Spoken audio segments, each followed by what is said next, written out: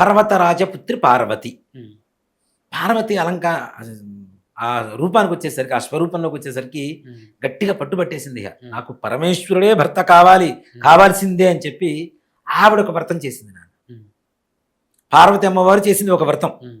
ఆ వ్రతాన్ని స్వయంవర పార్వతీ దీపదుర్గా పూజ అంటారు. ఓకే.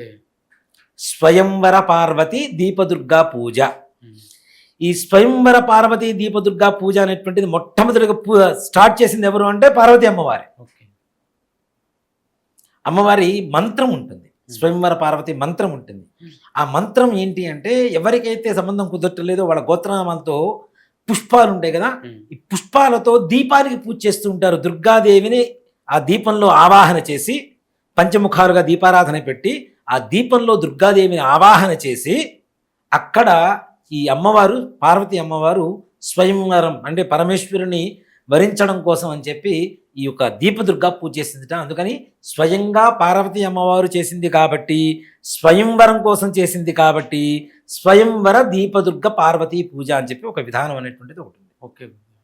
ఇది చేస్తే అబ్బాయికైనా అమ్మాయికైనా ఎవరికైనా సరే ఉమ్, ఆ మంత్రంలో ఉండేటువంటి అర్థం కూడా అదే నాన్న. ఉమ్, సంబంధానికి వచ్చినటువంటి వాళ్ళు సమ్మోహితులై తప్పనిసరిగా ఈ సంబంధం ఒప్పుకోవాలి ఉమ్, అని చెప్పేదే మంత్రంలో ఉండేటువంటి ఒక పరమార్థం. ఓకే.